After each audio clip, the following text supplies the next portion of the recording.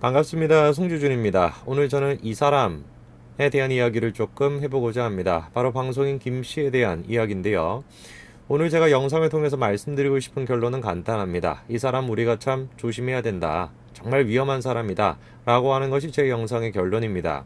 오늘 영상을 통해 가지고 왜 이 사람이 위험한지, 저 사람이 갖고 있는 사상과 그리고 이념 체계라는 것이 어떤 경로로서 위험한 결과를 만들어내는지 오늘 그거에 대한 이야기를 조금 해보고자 합니다. 처음 이제 이 사람이 낙곰수라고 하는 방송으로 대중에게 알려졌었을 때 엄청난 인기를 끌었었습니다. 당시 이제 사람들이 열광했었던 것은 뭔가 주류 언론이나 주류 이제 권력에 대해 가지고 대항하는 어떤 그 선지자 같은 모습, 뭐 이런 것들에 이제 매혹이 됐던 것이죠. 물론 저는 개인적으로 당시도 마찬가지고 지금도 마찬가지지만 이런 식의 어떤 정의로운 모습 자체가 굉장히 인위적이고 만들어진 꾸며진 모습이라고 저는 생각을 합니다. 애당초 일단 제가 저번에 봤을 때 처음 들었던 생각이 바쿠닌이 저는 굉장히 많이 떠올랐어요. 바로 이 사람인데, 이 바쿠닌이라고 한다면 대표적인 무정부주의자, 아나키스트이죠. 그쵸? 이 바쿠닌에 대한 설명을 제가 조금 참고하기 위해서 이 책을 좀 소개를 시켜드리겠습니다. 로버트 서비스 옥스퍼드 대학교 교수가 쓴 요 코뮤니스트라고 하는 책인데, 요 책만 꼼꼼하게 읽어보신다라고 할지라도 이 사람들이 갖고 있는 인식 체계가 어디에서 근본적인 문제가 발생하는지를 금방 아실 수가 있을 겁니다. 강추드리는 책이니까 꼭 한번 읽어보시기 바랍니다. 제가 가진 책으로 69페이지에 이런 설명이 나와 있습니다. 이론보다 직관에 가겠던 열정적 아나키스트라고 이제 설명을 하고 있으면서 결국에는 이제 권력을 주게 되면은 다 부패할 수밖에 없다라고 이제 지적을 하죠. 바쿠닌이 누구든지 간에 권력을 지게 되면 부패하게 된다라는 것이고, 그 다음에 이제 마르크스에 대해서는 이런 얘기가 나옵니다. 국가 사멸을 가져오겠다라는 마르크스주의의 주장을 해부했다. 그의 요점은 마르크스주의 교리가 본질적으로는 그 목적을 달성할 수가 없다는 것이었다. 그 어느 누구보다도 앞서서 치명적 결함을 간파한 것이다.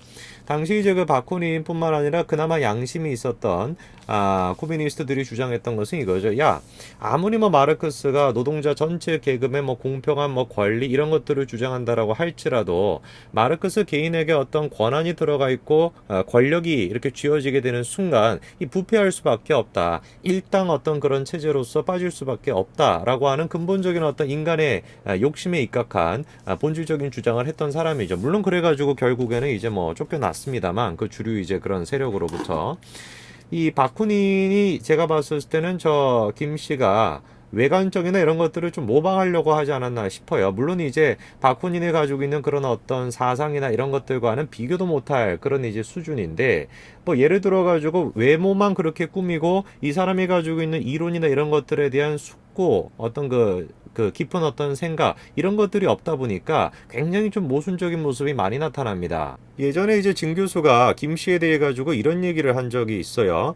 정 씨가 김 씨에 대해 가지고 야, 언젠가 너 돈에 망할 거야 뭐 이런 얘기를 했다라는 거죠. 내용인 즉슨 더 플랜이라고 하는 영화가 뭐 있었나 봅니다. 근데 그 영화가 이제 20억 가까이를 이제 제작비를 받았는데 20억과 영화의 품질 사이가 너무나도 큰 격차가 있다. 착복한 것이다. 뭐 이런 얘기를 이제 정 씨가 했다라는 거죠. 뭐 정 씨 얘기가 저게 뭐 사실인지 아닌지를 떠나가지고 뭐 같은 이제 뭐 패거리들 아니었습니까? 그렇죠? 낙곰수로 모여있는 패거리들이었는데 그 내에서도 이제 저런 얘기가 나오는 걸 보면은 뭐 저 사람의 평상시에 갖고 있는 김 씨가 평상시에 갖고 있는 뭐 돈이나 이런 것들에 대한 그런 모습을 우리가 어렴풋이 알 수 있는 거 아니겠습니까?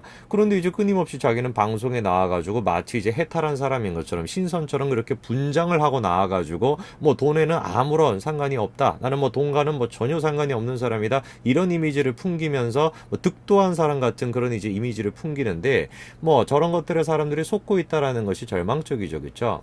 저분이 갖고 있는 이념을 우리가 확인할 수 있는 부분이 이런 얘기가 있습니다. 일전에 이제 그 블랙하우스라고 하는 방송이 있었나 봅니다. 놀랍게도 SBS에서 했네요. 근데 이런 얘기를 하죠. 서구의 강대국의 남의 시각으로 세상을 보는 것 이제 그만할 때가 됐습니다. 나의 생각, 나의 시각, 나의 가치로 세계를 바라보고 본질을 이야기하겠습니다. 여러분들은 지금 저 얘기를 듣고 어떤 생각이 드십니까? 글쎄요, 저는 이제 저 얘기를 딱 들으면은, 참, 진짜 세상 물정을 몰라도 저렇게 모르는 철부지가 다 있나, 라는 생각이 좀 듭니다. 그런데 비극적이게도 저런 식의 어떤 철부지적인 생각에 대해 가지고 아직까지도 뭐 추종한다라고 표현해야 될까요? 저런 얘기를 따르고 믿고 그리고 저게 막 진실이다라고 생각하는 사람이 막 수백만 명이 된다라는 사실을 저는 정말 막 진절머리가 나는데 저분들이 하는 얘기는 간단해요. 뭐 저런 비슷한 주장을 하는 사람들이 많이 쓰는 표현 중에 한 가지가 자주 독립이란 말을 되게 많이 쓰거든요. 자주 독립. 야, 우리 뭐 서구 열강, 뭐 저런 표현 자체도 이미 정근대적인 표현입니다만 현대식 표현이 아니죠. 서구 열강이란 말 자체도 어쨌건 그럼 뭐 서구 열강의 어떤 간섭이나 뭐 영향이나 이런 것들을 우리가 받지 말고 우리끼리도 잘 살 수 있는 우리끼리만으로도 생존할 수 있는 그런 힘을 키우자라고 하는 거 그거를 이제 저 사람들은 자주 독립이란 말을 되게 많이 쓰지 않습니까? 순박한 사람들 같은 경우는 그런 얘기를 들으면 막 가슴이 들끓어요. 막 애국심이 막 들끕니다. 오케이, 야 좋다. 우리끼리 막 힘을 잘 키워가지고 우리만 있더라도 살 수 있는 그런 이제 나라가 돼야 되겠다. 강대한 나라가 돼야 되겠다. 그런 식의 이제 마음을 막 품고 있는 사람들이 한두 명이 아닙니다. 근데 제가 질문 한 가지 해볼게요. 과연 우리가 21세기에서 자기 혼자만 살아남을 수 있는 자주 독립을 쟁취한 나라가 있습니까? 어디가 있죠? 미국조차도 그렇지가 않죠. 모든 것들은 다 연결이 되어 있습니다. 그게 이제 세계화라고 하는 것의 가장 기본적인 얘기죠. 그죠? 내가 지금 가지고 있는 펜 한 자루, 내가 지금 입고 있는 옷, 내가 지금 먹고 있는 뭐 먹거리, 모든 것들이 우리나라 혼자만 있어서는 안 되는 것이에요. 그리고 애당초 질문을 거꾸로 해봐야 되는 겁니다. 우리나라만 혼자 그렇게 자주 독립을 할 수 있다라는 것이 왜 좋은 것이죠? 라고 질문해 본다면 꿀먹은 버거리가 되는 거죠. 왜 그래야 됩니까? 우리가 지금 조선시대입니까? 우리가 지금 막 조선시대에 그냥 막 모든 것들을 다 물물을 막아버리자 우리는 순백한 백이민족이야 라고 했던 그런 거짓말. 그 거짓말에 빠져있던 그런 세계가 아니잖아요. 모든 것들은 다 연결이 되어 있고 그리고 그 연결되어 있는 것을 활용해가지고 우리 국가의 경쟁력을 키울 수 있는 방안을 생각을 해야 되는 것이지 간섭을 받지 않고 지금 김 씨가 얘기하는 것처럼 뭐 영향을 받지 않고 그런 상태에서 뭐 자주 독립성을 키우자 문통이 맨날 주장하는 거 그런 거 아닙니까? 그런 것들을 가르쳐서 저는 한마디로 철부지다. 정말 세상 물정을 모르는 철부지고 공부가 덜 돼 있다라고 저는 표현을 하는 것이죠. 이런 세계관을 조금 비슷하게 가지고 있는 공부가 많이 된 사람 중에 이 사람이 있죠. 바로 김용옥 씨입니다. 김용옥 씨가 이번에 김 씨의 저 방송에 나가가지고 이런 얘기를 한 적이 있습니다. 김 씨가 이런 얘기를 하죠. 미국으로부터 배울 거 별로 없어요. 요즘 사실은. 그래서 지금은 추출할 만한 문화적으로도 그렇고 정치적으로도 그렇고 그런 수준에 도달했다 우리가 그렇게 생각하시는 거군요. 그랬더니만 도울 김용기 뭐라고 얘기합니까? 그렇죠. 라고 얘기를 합니다. 김용옥 씨가 이제 후자에 얘기한 부분, 야 우리가 무조건적으로 서양 사상가들에 대해서 철학가들에 대해 가지고 특히 뭐 김용옥 씨 같은 경우는 철학가들에 대해서 모든 것들을 그냥 다 받아들여야 된다, 모든 것들을 무비판적으로 받아들여야 된다, 그런 생각은 잘못된 것이다라고 그 나이가 돼가지고 깨달으셨다라고 얘기하는데 글쎄요 김용옥 씨가 공부했던 철학자들이 어떤 사람인지는 모르겠습니다만 우리가 막 흔히 서양 철학의 역사에서도 끊임없이 얘기하는 것이 뭡니까? 벌써 뭐 수백 년 전부터 시작해서 과거의 서양 철학을 비판하고 반성하고 그런 반성을 통해 가지고 또 다른 변증이 발생해서 앞으로 나아가고 그리고 또 그런 변증을 통해 가지고 낙천주의를 꿈꾸기도 하지만 애당초 그런 변증 자체를 해체시켜 버리려고도 하고 이 모든 것들이 이미 서양 철학에 있는 얘기죠. 그러니까 이제 김용옥 씨가 얘기하는 것처럼 서양 철학 자체를 무비판적으로 받아들인다라는 세상을 그런 세계관 자체를 비판하는 것도 서양 철학에 이미 있었던 얘기입니다. 다 아시면서 왜 저런 얘기를 하시는지 모르겠어요. 그리고 애당초에 일단 김 씨가 이제 질문을 했던 것처럼 우리가 미국으로부터 더 이상 배울 게 없다? 아니죠. 우리는 미국으로부터 끊임없이 배워야 됩니다. 어디로부터도 배워야 되겠습니까? 미국만을 얘기하는 것이 아니에요. 모든 나라로부터 우리는 모든 것들을 다 배울 수가 있죠. 저런 자세 자체가 잘못된 거라는 거를 제가 지적을 하는 겁니다. 어떤 나라를 특정해가지고 그 나라로부터 배울 것이 없다? 그거 자체가 이미 배제를 하고 있다라는 거. 또 다른 어떤 문제를 만들어내고 있다라는 걸 저 사람은 모르죠. 저게 이어지는 결론이 뭐냐? 민주주의에 대한 얘기를 합니다. 그러면서 이제 민주주의에 대해서 지적하는 게 뭐냐면 모든 사람들의 의사를 공평하게 반영하는 게 민주주의가 아니다라는 거죠. 저는 지금 김용옥 씨의 저 얘기에 대해서 공감을 합니다. 민주주의라고 하는 것이 우리가 이제 흔히 얘기하는 것이 모든 사람들이 가지고 있는 모든 생각을 다 받아들인다 그런 식으로 착각을 하는데 결코 그것이 민주주의가 아니죠. 물론 이제 김용옥 씨가 얘기했던 것처럼 공동의 선, 선의 의지 그 아래에 있는 것은 우리가 받아들일 수가 없다라고 하는 것도 저는 공감을 해요. 그러나 바로 질문이 생기는 건 이겁니다. 자 그러면 김용옥 씨가 생각하는 공동의 선은 뭡니까? 이거를 질문해 봐야 되는 거 아니겠습니까?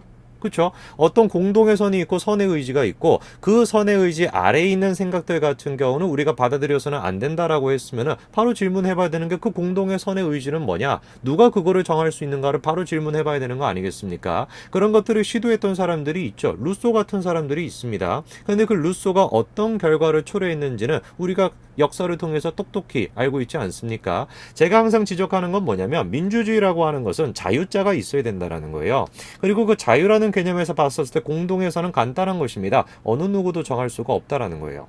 어느 누구도 아무리 뛰어난 인간이라고 할지라도 정할 수가 없다라는 겁니다. 그거를 정하려고 시도했었던 플라톤, 그리고 그거를 정하려고 시도했던 루소, 그런 사람들이 역사적으로 어떤 결과를 초래했는지를 우리는 두 눈은 목도하고 있기 때문에 결코 누가 나서가지고 공동의 선을 정하려고 해서는 안 된다. 다만 그 공동의 선이라는 것은 정해져 나가는 것이라는 거죠. 누군가가 나서가지고 정하는 것이 아니라, 어떤 집단이 나서가지고 정하는 것이 아니라 자연스럽게 정해져 나가는 것이라는 겁니다. 그것이 바로 하이에크가 얘기하고 그것이 바로 아담 스미스가 얘기하는 보이지 않는 손이라는 것의 기본적인 개념이 되는 것이죠. 그리고 그 공동의 선이라는 것을 유지할 수 있는 틀, 그 기본 틀을 누가 정한다? 법치가 정한다. 그것이 우리가 가지고 있는 기본적인 자유민주주의 개념입니다. 그러나 지금 이제 김용옥 씨나 김 씨 같은 사람들은 그 공동의 선을 누군가가 정할 수 있다라고 생각해요. 자기들이 그 공동의 선이 뭔지를 안다라고 생각을 합니다. 그러다 보니까 이런 말들이 나오는 겁니다. 김 씨가 지금 뭐라고 합니까? 그런 분들 중에는 스스로 본인들이 보편선이라고 생각하는 분들이 있지 않습니까? 그래서 매일 광장에 나와서 그런 분들이 있잖아요. 그러니까 그런 것을 완전히 박살내야 돼요, 유권자들이. 이 두 사람의 대화가 지금 보여주는 건 뭐겠습니까? 지금 광장에 모여있는 많은 사람들, 그 사람들은 자기가 보편선을 알고 있다라고 착각하고 있지만 너네들이 알고 있는 건 보편선이 아니다 이거고, 너네들이 생각하는 거는 잘못된 생각이다 이거야. 박살을 내버려야 된다라고 지금 얘기하지 않습니까? 그것이 암시하고 있는 것은 뭐겠습니까? 자기들이 생각했을 땐 보편선이 뭔지를 안다라는 거 아니에요. 내가 생각했을 땐 보편선이 이거니까 그 보편선에 맞지 않는 너네들, 저 광장에 모여있는 너네들 같은 경우는 잘못된 생각을 갖고 있는 것이고, 그렇기 때문에 우리가 박살을 내야 된다. 이렇게 지금 사고를 하고 있다라는 것입니다. 딱 플라톤이나 루소가 보여줬던 그런 이제 집단주의적인 모습을 그대로 지금 보여주고 있는 것이죠. 자기가 나서가지고 공동의 선이 뭔지를 알 수가 있다. 내가 생각했을 때는 공동의 선이 이거다. 그리고 그 공동의 선에 맞지 않는 모든 사람들은 적으로 간주한다라고 하는 플라톤과 루소가 보여줬던 그런 집단주의의 그 모습을 그대로 지금 답습하고 있는 겁니다. 그래서 이번에 이런 발언이 나온 것이죠. 저게 뭐 김심 아닙니까? 지금 이제 정계에 들어가겠다라고 하는 사람도 이따위 지금 소리라고 앉아 있잖아요. 손절해도 된다 뭐 이따위 소리라고 앉아 있는 거죠. 정할 수 없는 것을 정하겠다라고 나섰을 때 자유의 범위로서 남겨놔야 되는 것이고, 인간이라는 것은 결코 그거에 도달할 수 없다라고 하는 인간이 갖고 있는 본질적인 한계, 그리고 그것을 우리가 종교적으로 표현한다면 원죄겠지만 그거를 인정하지 않는 자들이 저질러 왔었던 역사적인 어떤 폭력들, 그거를 지금 저 사람들이 그대로 보여주는 거 아니겠습니까? 플라톤이 갖고 있었던 폭력성, 루소가 가지고 있었던 그런 어떤 폭력성, 이 모든 것들이 지금 저 사람들로부터 답습이 되고 있다라는 것이죠. 더 비극은 뭡니까? 저 사람들은 끊임없이 이미지를 만들어내죠. 바쿠닌 같은 그런 이미지를 만들어내고, 무슨 세상으로부터 초월한 사람 같은 이미지를 만들어내고, 돈이라는 전혀 상관이 없는 사람인 것 같은 이미지를 만들어내고, 자주 독립이라고 하는, 우리끼리라고 하는 그런 어떤 듣기 좋은 말들을 통해 가지고 끊임없이 자기 이미지를 만들어내지만, 우리들만큼은 그 사람들의 내재되어 있는 그런 어떤 위험성에 대해서 반드시 인식하고 있어야 될 겁니다. 오늘까지 말씀드리겠습니다. 감사합니다.